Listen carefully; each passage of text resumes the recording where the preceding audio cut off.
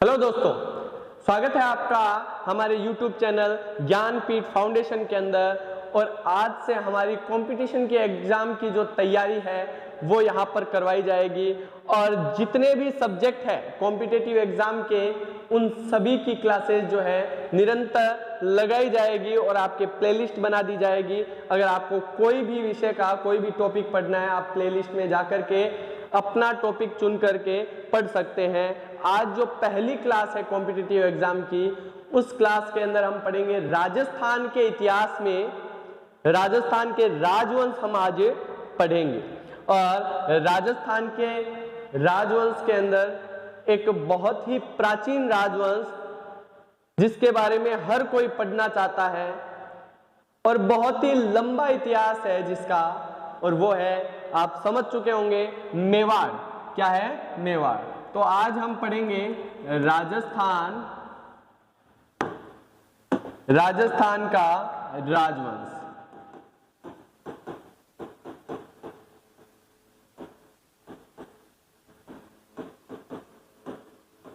राजस्थान का राजवंश आज हम पढ़ेंगे। और राजस्थान के राजवंश के अंदर आज हम पढ़ेंगे मेवाड़ को। किसको? मेवाड़ को। मेवाड़ कौन सा प्रदेश है?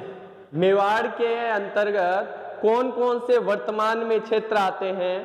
तो ध्यान रखिएगा, भीलवाड़ा,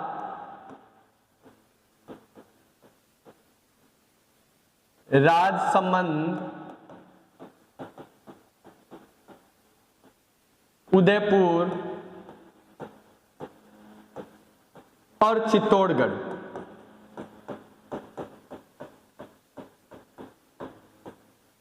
ये चार जिले जो वर्तमान में हैं, इनको मिलाकर के पहले मेवाड़ था। कौन कौन से? भीलवाड़ा, राजसमंद, उदयपुर और चित्तौड़गढ़। इस मेवाड़ का प्राचीन नाम क्या था? पहले इसको क्या बोलते थे? सबसे पहले तो प्राचीन समय में इसको मेघपाट या प्रागवाट बोलते थे। मेघपाट या प्रागवाट बोला करते थे।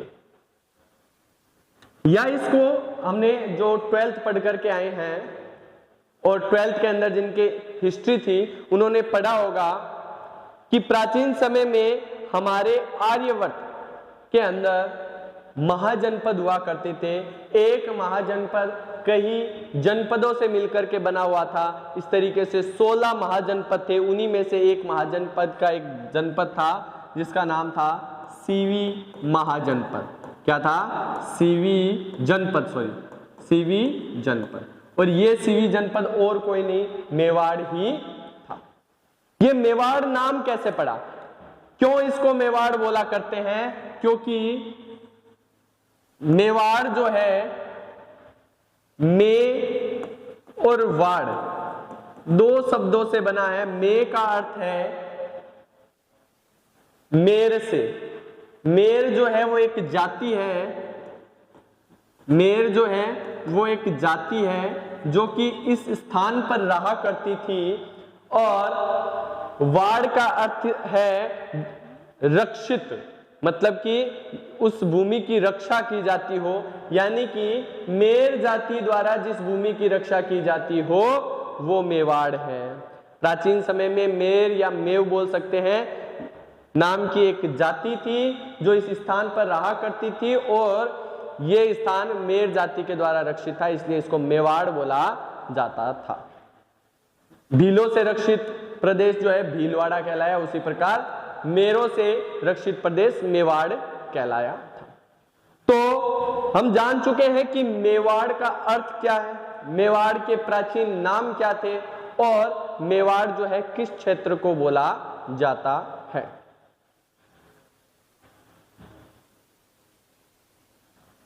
आगे हम देखते हैं मेवाड़ का जो राजवंश है उसकी शुरुआत कहां से होती है।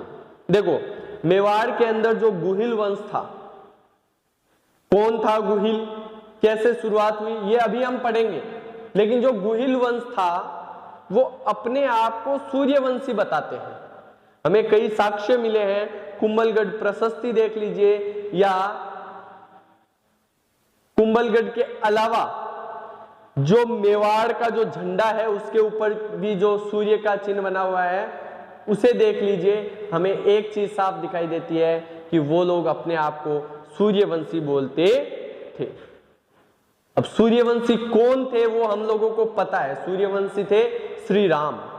तो उनके इतिहास को ऊपर से पढ़ना शुरू करते हैं, ऊपर से देखते हैं कि एक्चुअल में इनका मेवाड़ की स्थापना जो थी वो कैसे हुई और वो कौन थे। चलिए, सबसे पहले जो सूर्य भगवान थे उनका एक पुत्र माना जाता है मनु। इनको विवस्वान भी बोलते हैं, विवस्वान भी बोलते हैं। जो मनु थे उनके कई वंशों के बाद, लगभग 50 से 54 वंशों के बाद दशरथ का जन्म हुआ। दशरथ किनके पुत्र थे? अज के पुत्र थे। दशरथ का जन्म हुआ और दशरथ का एक पुत्र था, 4 पुत्र थे वैसे तो, लेकिन अपन को जो जिस जगह पर जाना है, हमें रामायण नहीं पढ़नी है, हमें जिस जगह पर जाना है वहां पर हम चलते हैं। दशरथ का एक सबसे बड़ा पुत्र था राम, और राम के 2 पुत्र थे, उनमें से एक पुत्र था कुश। इस कुश का अगर हम देखें 108 से 114 समथिंग वंशज जो था उसका नाम था शिलादित्य। क्या नाम था? शिलादित्य। ये शिलादित्य कौन था? शिलादित्य गुजरात में एक जगह थी वल्लभी नगर। कौन सी? वल्लभी नगर। वल्लभी नगर। वल्लभी नगर का शासक था शिलादित्य। पहले जो मनु और उनके जितने भी वंशज हैं उनका शासन चलता था अयोध्या के अंदर, लेकिन एक इनका वंशज था जिनका नाम था विजयभूप। उनके द्वारा अयोध्या से जो राजधानी है वो चेंज करके वल्लभी नगर कर दी गई। उसके बाद उनके विजयभूप के जो छठे वंशज थे शिलादित्य, उन्होंने कहां पर शासन किया? वल्लभी नगर में शासन किया। इनकी एक पत्नी थी, पत्नी का नाम था पुष्पावती। पुष्पावती एक इनकी पत्नी थी। और पुष्पावती कहां की राजकुमारी थी? तो पुष्पावती आबू के परमार वंश की राजकुमारी थी। आबू के परमार वंश की राजकुमारी थी। आबू के परमार वंश की राजकुमारी थी। इन दोनों का विवाह हुआ। एक समय की बात है जब पुष्पावती जो है वो अपने पीहर गई हुई थी और वो गर्भवती थी और अपने पीहर गई हुई थी। पीछे से वल्लभी नगर पर आक्रमण होता है अरबों के द्वारा। इनके द्वारा? अरबों के द्वारा आक्रमण होता है।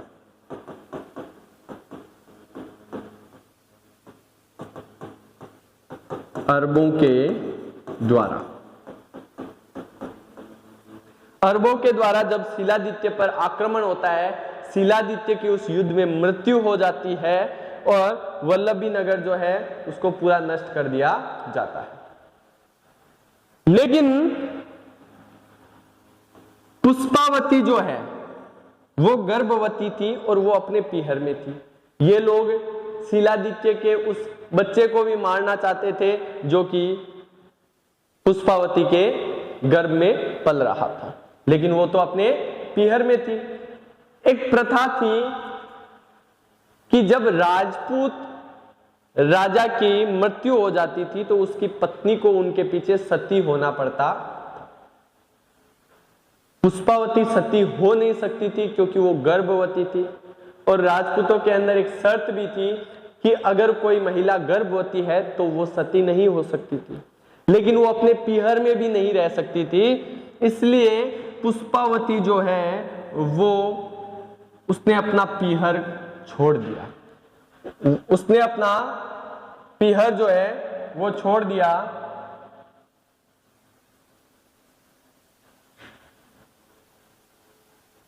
पुष्पावती ने अपने पीहर को छोड़ करके कहां चली गई?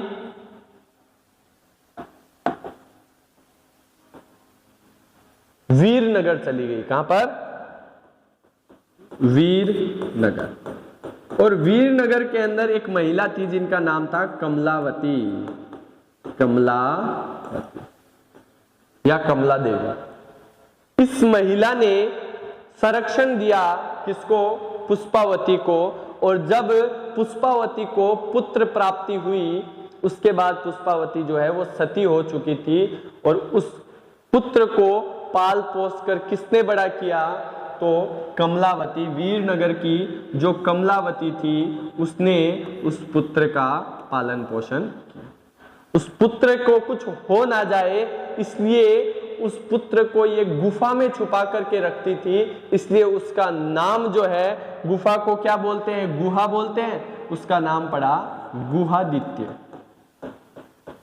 या इसको बोला करते हैं गुहलोत, या एक नाम जो सबसे ज्यादा प्रचलित है वो है गुहिल। इन नामों से उसको जाना जाने लगा और इसी ने गुहिल वंश की स्थापना की थी। गुहिल कौन था? शिलादित्य का बेटा था, और उसकी गुहिल की माता का नाम था पुष्पावती। गुहिल का संरक्षण पालन पोषण किसके द्वारा किया गया? कमलावती के द्वारा किया गया। और गुहिल के अन्य नाम गुहलोत या गुहादित्य। जब बड़ा हुआ तो कमलावती ने उसको स्टोरी सुनाई। इसको जब बताया गया उसी तरीके से इसको जब पता चला, जैसे महेंद्र बाहुबली को पता चला कि मैं अमरेंद्र बाहुबली का बेटा हूं, उसी तरीके से इसको पता चला कि मैं वल्लभी नगर के राजा शिलादित्य का पुत्र हूं। तो इसने एक योजना बनाई कि मैं भी अपना एक राज्य बनाऊंगा, और इसने वो जगह चुनी। कौन सी? मेवाड़। कौन सी चुनी? मेवाड़। इसने सोचा कि मैं मेवाड़ को जीतूंगा, और जीतने के लिए इसने भीलों का सहारा लिया।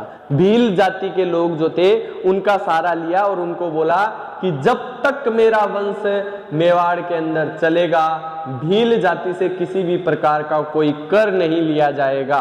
और इसने मेवाड़ को भीलों की मदद से जीत लिया, मेवाड़ पर विजय प्राप्त की। और किसकी मदद से? भीलों के मदद से। और यहां पर अपना गुहिल वंश की स्थापना की मेवाड़ के अंदर। ये था अपने राजा गुहिल के बारे में या राजा गुहादित्य के बारे में, कि वो कौन था, किनका पुत्र था, किनका वंशज था। ये सारी चीजें हमने पढ़ी। उम्मीद करता हूं कि आपको ये चीजें समझ में आई होगी। इसके बाद बात करते हैं अपन, गुहिल के कई वंशज हुए।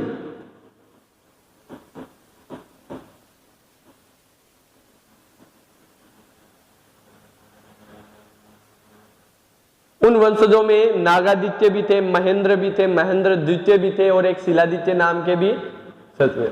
लेकिन उनको हम इतिहास के अंदर ज्यादा मान्यता नहीं देते हैं, ज्यादा उन्होंने कुछ किया नहीं।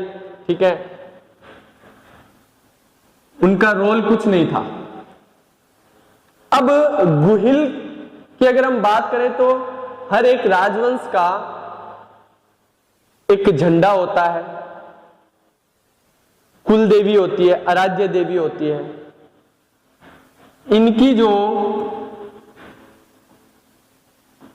कुल देवी है वो है बाण माता, बाण माता। और इनके जो कुल देवता है वो है एकलिंगनाथ जी।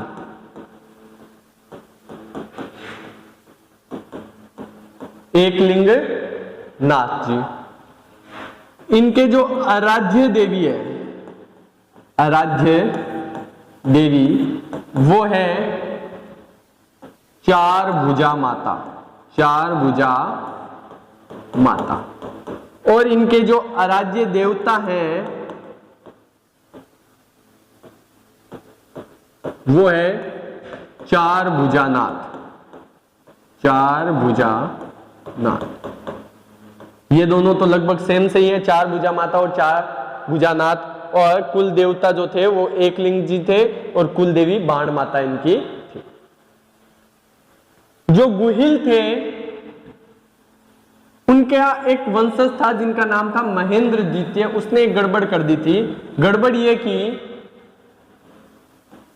महेंद्र द्वितीय ने कि इसने भीलों से कर लेना शुरू कर दिया था, लेकिन गुहिल ने कहा था कि जब तक मेरा वंश चलेगा भीलों से किसी प्रकार का कर नहीं लिया जाएगा, लेकिन इसने कर लेना शुरू कर दिया। इसलिए भीलों ने, भील जो है वो इकट्ठा होकर के इसको मारने की योजना बनाई, लेकिन ये भाग गया था और इसको राजा के पद से हटा दिया गया था।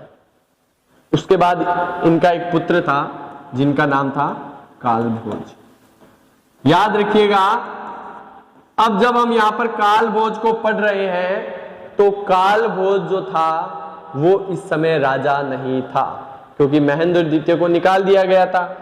और गुहिल ने जो मेवाड़ की स्थापना की थी वो 566 ईस्वी में की थी। कालभोज जो है बचपन में गायें चराया करता थे, हारित ऋषि की गायें चराते थे। और एक बार कहा जाता है कि हारित ऋषि इनके गुरु थे और इन्होंने कालभोज को एक उपाधि दी थी, बापा रावल। बापा रावल नाम की एक उपाधि दी थी कालभोज को। किसने दी थी? हारित ऋषि ने दी थी।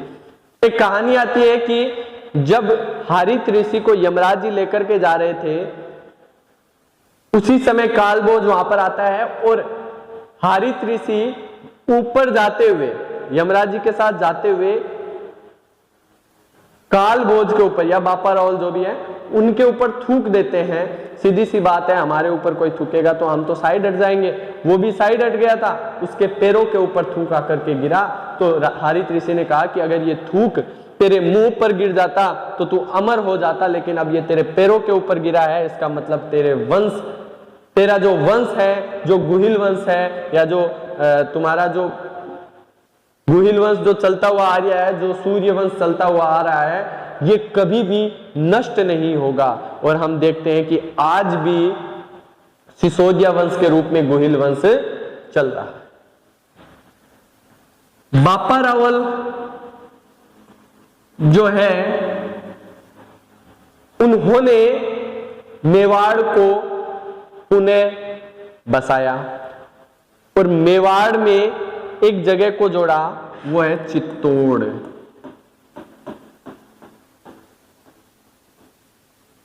चित्तौड़, चित्तौड़गढ़ जो था उसको सबसे पहले किसने जीता था? मेवाड़ के अंदर चित्तौड़ को सबसे पहले किसने जीता था? बापा रावल ने। किसने? बापा रावल। लेकिन हमारे एक इतिहासकार है जिनका नाम है दशरथ शर्मा, वो कहते हैं कि जो चित्तौड़गढ़ है उनका प्रथम विजेता जो है जेत्र सिंह है, वो भी आगे हम पढ़ेंगे। तो चित्तौड़ जो था उस पर किसका अधिकार था पहले? तो देखिए, चित्तौड़गढ़ जो दुर्ग है, चित्तौड़गढ़ दुर्ग का निर्माण सर्वप्रथम करवाया था चैत्रांग मौर्य द्वारा। इन्हीं के एक वंशज थे जिनका नाम था मान मौर्य। क्या नाम था? मान मौर्य, या मान मौर्य भी बोला करते हैं इसको, मान मौर्य। इनका और बापा रावल के बीच में युद्ध हुआ और उसमें बापा रावल जीत गए थे और चित्तौड़ पर अधिकार कर लिया था। सर्वप्रथम प्रश्न पूछते हैं, सर्वप्रथम चित्तौड़ को अपनी राजधानी बनाने वाला शासक कौन था? तो कई लोग उत्तर लिख देते हैं बापा रावल, जो कि गलत है। बापा रावल ने सर्वप्रथम मान मौर्य से चित्तौड़गढ़ को जीता था, ना कि इसको राजधानी बनाया था। बापा रावल के द्वारा राजधानी किसको बनाया गया था? राजधानी बनाया गया था, राजधानी नागदा को बनाया गया था। किसको? नागदा। नागदा को राजधानी बनाया गया था। कहा जाता है कि ये चित्तौड़ के प्रथम सबसे शक्तिशाली शासक थे और कई जगह तो देखने को मिलता है कि बापा रावल दिन के 4-4 बकरे खा जाते थे। 32 मन की तलवार, यानी कि लगभग 15 क्विंटल की तलवार, यानी कि किसी को मारने के लिए उस पर ज्यादा जोर लगाने की जरूरत नहीं है, बस उसको उठाया और उस आदमी के ऊपर रख दिया तो वो अपने आप कट जाएगा। उस तरीके से कट जाएगा जैसे कि बापा रावल अपने जन्मदिन पर केक काट रहे हो, उस तरीके से बापा रावल सैनिकों को मारते होंगे। 32 मन बहुत होता है। आज हमसे एक 30-40 किलो का डंबल नहीं उठता है और वो 15 क्विंटल की तलवार उठाते थे और निश्चित रूप से एक हाथ से उठाते होंगे। अब ये सत्य है या नहीं सत्य है वो पता नहीं है, लेकिन इतना कह सकते हैं कि ये जो इतिहास है, बापा रावल का जो इतिहास है, वो हमारे राजस्थान के इतिहास में कहीं विलुप्त हुआ है, कहीं छिपा हुआ है। क्यों छुपा हुआ है यह आज तक हम जान नहीं पाए। कहा जाता है बापा रावल 734 ईस्वी में मेवाड़ के शासक बने थे। कहा जाता है कि इसी 8वीं शताब्दी के अंदर भारत में एक बहुत बड़ा आक्रमण हुआ था। वो आक्रमण किया था एक सेनापति था जिनका नाम था मोहम्मद बिन कासिम। क्या नाम था? मोहम्मद बिन कासिम। भारत के इतिहास में एक प्रश्न पूछा जाता है कि भारत पर आक्रमण करने वाला पहला मुस्लिम आक्रमणकारी कौन था? मोहम्मद बिन कासिम माना जाता है। मोहम्मद बिन कासिम ने सिंध पर आक्रमण किया था। जब सिंध पर आक्रमण किया तो उसको वहां से भगाने का श्रेय जो है कई इतिहासकार बापा रावल को देते हैं। और जब इनको भगा रहे थे तब पाकिस्तान के इलाके में इन्होंने एक गांव बसाया था, एक जगह बसाई थी। वो जगह कहा जाता है कि आज रावलपिंडी के नाम से जानी जाती है।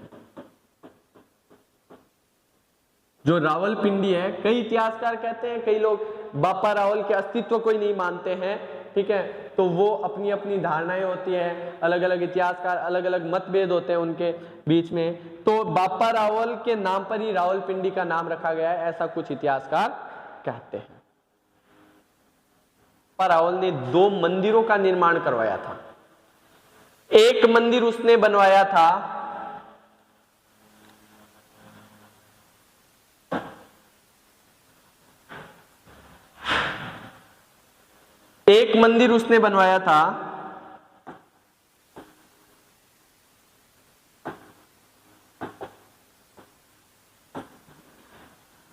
मंदिर का नाम है, अभी हमने थोड़ी देर पहले पढ़ा था, एकलिंगनाथ जी महाराज, जो कि इनके कुल देवता हैं। एकलिंगनाथ जी का मंदिर बनवाया था। कहां पर?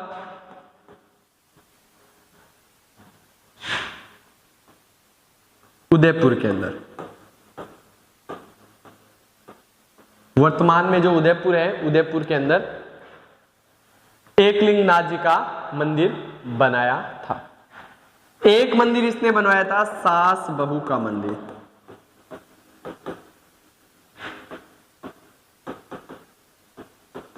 सास बहू का मंदिर इसने बनवाया था अपनी राजधानी नागदा के अंदर।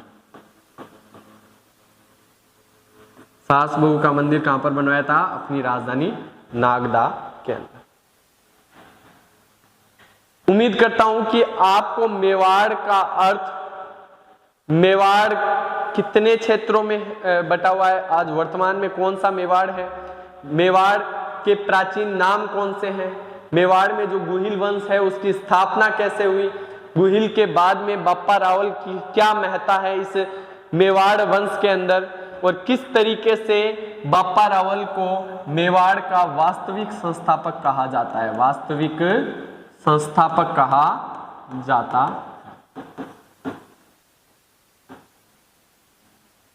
वास्तविक संस्थापक कहा जाता है मेवाड़ का बाप्पा रावल को।